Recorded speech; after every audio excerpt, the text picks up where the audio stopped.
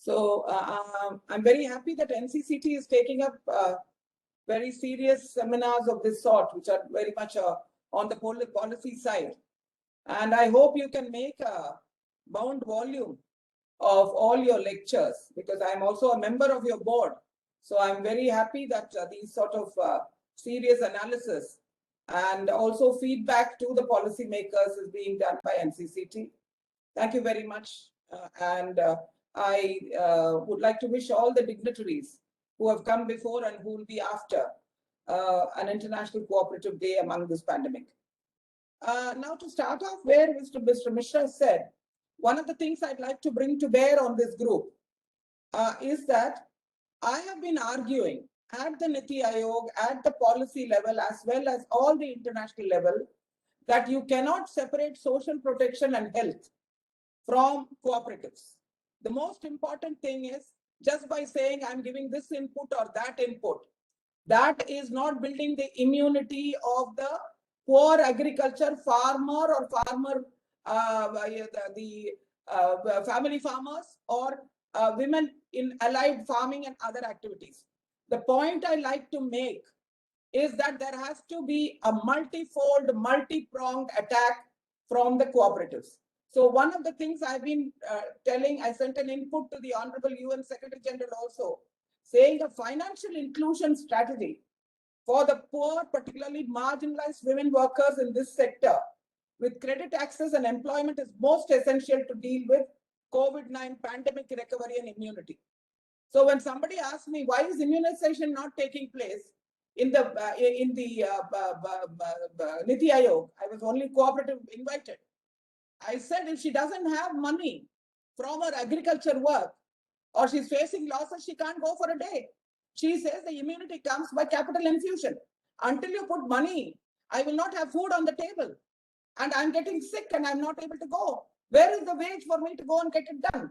So the point is, these are all interconnected, and I'm happy that Mr. Mishra brought in the social impact issue. The other thing is, it is very clear all over the world, there is a pushback. There is a pushback on poverty for women. And to withstand COVID, this has to be done by having social protection, ensure safety and security, and also against gender-based violence.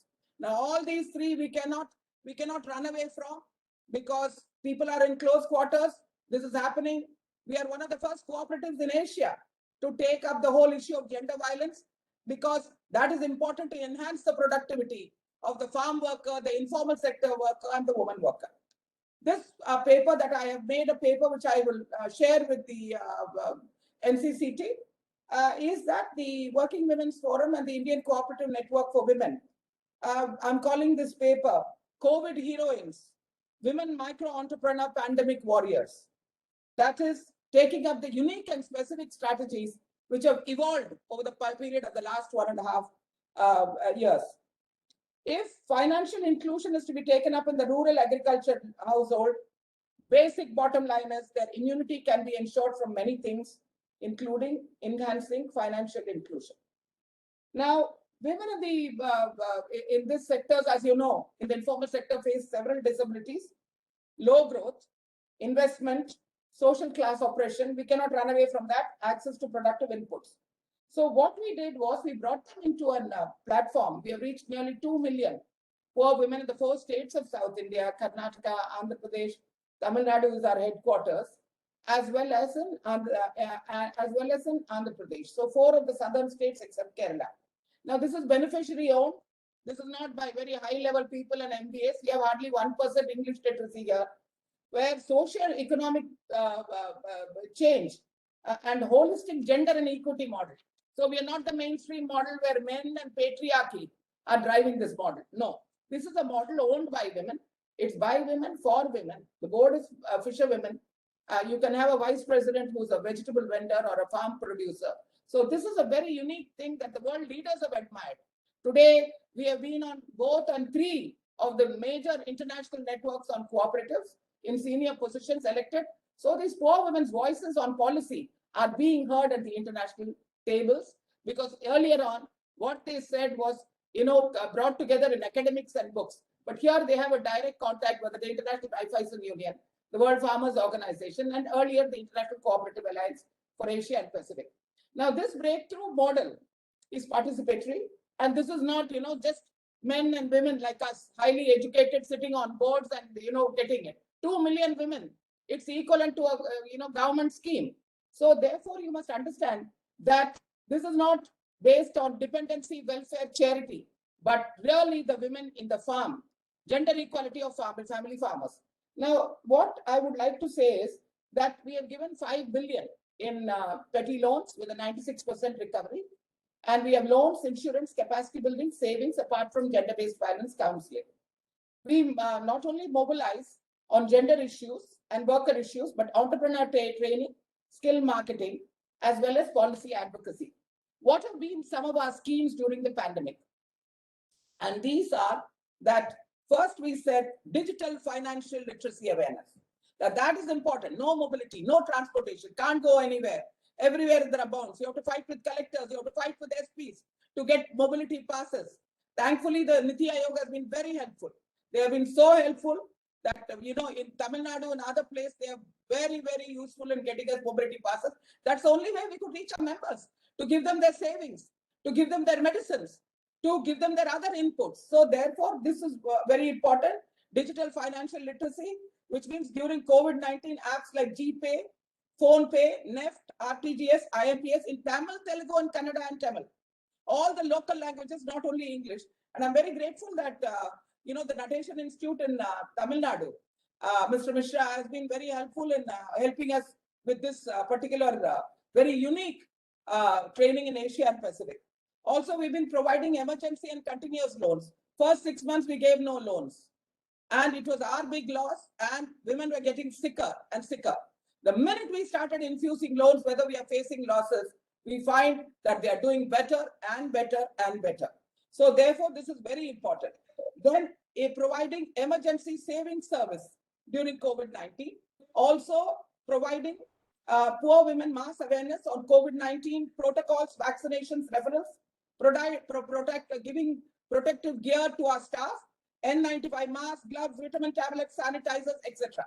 You have to have a comprehensive plan, a social protection, financial inclusion plan, Fourth is we've been looking at Ayurveda, great opportunity.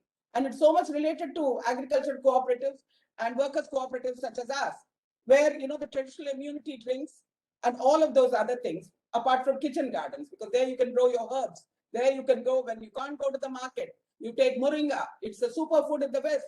But here it is a great source of iron and calcium. So we went back to local indigenous food. Now, what happened last year? When we had the lockdown, complete loss. Our barefoot bankers could not go into the picture. Nobody was giving us passes. Women were not willing to take loans, but they were hungry. There are 5 people in the family, and one meal was so difficult because that was given by the ration of the governments, which was very good, this PDS system. So therefore, these women were fighting and talking and getting their passes from collectors, police. So the governance input of our organizations have become very stronger. They are now very much linked to the government to get vehicle passes, etc. Now, because this sort of governance is also important for them to run their own little co-ops, their little groups, and also the supply chain for negotiation.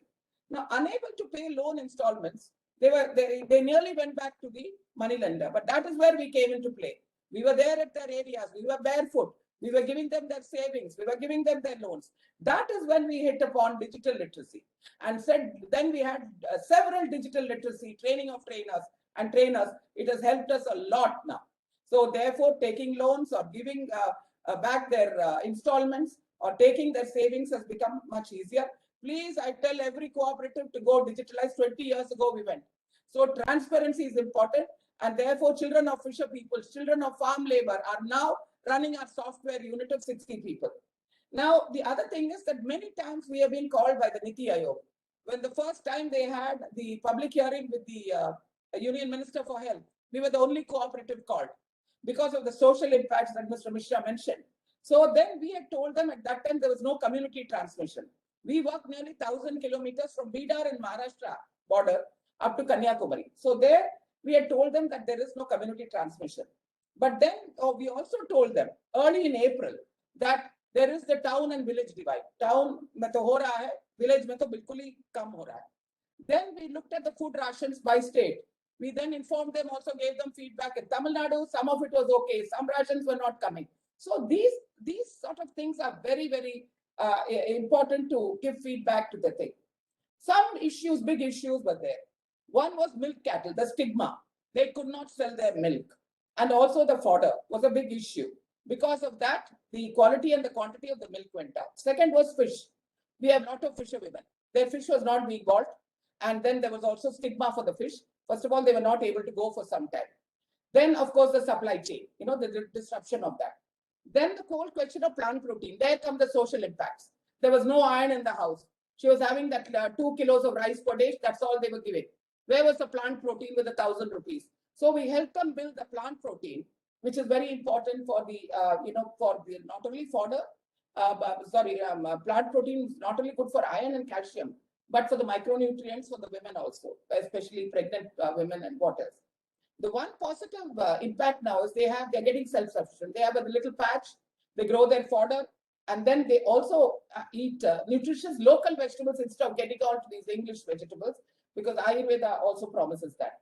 So therefore, we could distribute free seeds, etc., and do it on their terraces, on their houses. Ayurveda is a lifestyle in many of our districts and many of our areas. So they're going back to some of the old ways, and I think that is the Honorable Prime Minister has also given a clarion call for it. And I think that this is the way to go ahead. It was also an opportunity for them to sell and to buy.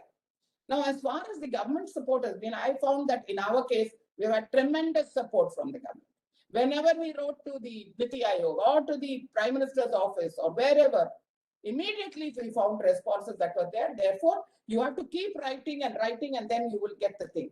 The only thing is when there are CRPCs, then it is very difficult during the lockdown to go. So we also we kept in touch with this department. We kept in touch with the women's department because we deal with that. They also did some human work by having helplines for gender violence in the pandemic.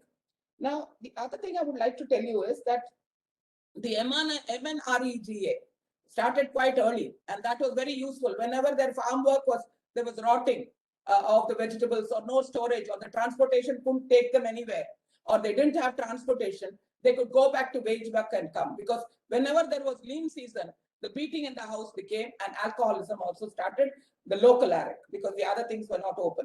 So I think one of the things that India has is its nutritional and immunity defense in the ancient science of Ayurveda, and we must pursue that. And that's very much closely connected to agriculture cooperatives. Now, what we did was the preparedness in the second and the third wave is that we, due to travel restrictions, and there are many migrants, there was a big migrant issue. I hope somebody mentioned that. So digital translations could not be done by many of them.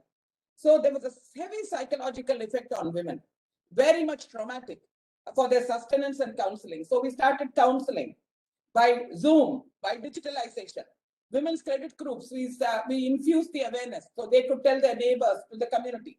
And also for enterprises and small business, we did a lot of mentoring wherever possible and strengthen for partnership and continuous support, including loaning, digital collection, savings rollout. Now, what was the comprehensive financial social plan? I told you that every cooperative should have one. That is, get your staff prepared, whether it is your, physical marks and safety protection, whether it is your infusion. You're facing losses. I'm facing a loss, but I will continue to do capital infusion. That's the way they are going to come back in the health, in the economic and social sector. So this is what we did, because isolation is very much insecure for women, both at home as well as employment, as well as for their family. So therefore, we gave them a lot of awareness. What we had was the partnership of cooperatives in solidarity. We run in 4 states. We have 14 cooperatives. We have cooperatives in Chennai, we have in Bangalore, we have in Hyderabad, we have in Bedar, Bellary, in Chennapatna, all over South India, we have our cooperatives. So the solidarity was very important. So we put in this whole package of Ayurveda, your kitchen gardens, financial inclusion, digitalization, particularly we increased our Zoom connections everywhere. So this has really helped. And of course, domestic violence was very high and we had to deal with it. One particular thing about Tamil Nadu I like to do before I finish is there is a very, very strong drink called Kapasa Kudini. It has 15 individual drinks and it's dated even 200, 300 years ago. So this drink has helped our staff, our members. We gave every one of them who came for a loan, or we passed it around all over these 800 to 1,000 kilometers, saying that this was strong, this built their immunity if they didn't have their vaccinations, or if they couldn't get to it, or they couldn't get their masks, etc. So therefore, please get into making these opportunities in our agriculture cooperatives wherever women are there. Digital financial literacy, we've been doing for 20 years. However, we are one of the few cooperatives, transparent, good governance as far as the women are concerned. The children we picked up were all these people who are from fisher families, from labor families, wage workers families, etc., who were trained, and then they are running a software unit along with a very good. We are the home of software. We're the Silicon Valley of India. So you can expect in Bangalore, in Hyderabad, in Chennai, but even in the villages, all our units have got software people. So this, as we are a multi-state cooperative. So this was very important so that they didn't fall back into debt, poverty, or default. As a response to COVID-19, a training of trainers was held by us, and this was very well taken up. And as I told you, give Google Pay, Phone Pay, Paytm, etc. Next. So with minimum training, now women are able to do this. Please don't forget digital financial literacy for your members, and so that this is this will be very useful for them and useful for us also. Finally, we did a great program called COVID Heroines, Micro Entrepreneur Warriors. Here was a time of loss. Here was a time these women thought they will never live again. They thought their income was lost. We thought our bank was lost. So we had this on the birthday of legendary cooperator, who was also a member of NCCT, Dr. Jaya Arunachalam, in February this year. We said those women in 35 years who have never defaulted, because our women never asked for a moratorium. They said, we don't want a moratorium. We will pay. This is our bank. We don't want it to fail. So we picked up out of 1,500, 2,000, the software people. No recommendation by this politician, no recommendation by this cooperative, no. And we found there were so many of them who had never defaulted in 30 years. We picked up 9 of them this time, because we'll keep doing it, every time.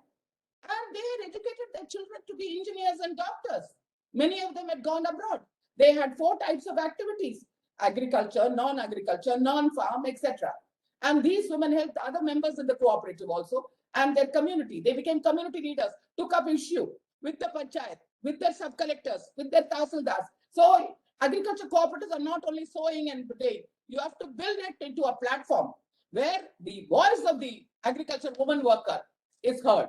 So this was a very important thing, and the media picked it up, and we were all over, 20 media things all over. The parliament also picked it up, etc. So therefore, you have to build their courage that they are, even in the time of now we are prepared for pandemics. We are prepared for lockdowns. So the preparedness we have to learn from this experience.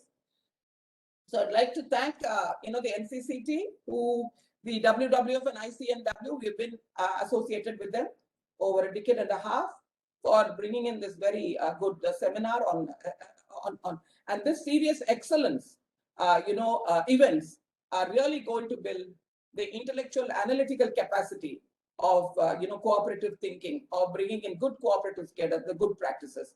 Congratulations, and thank you very much.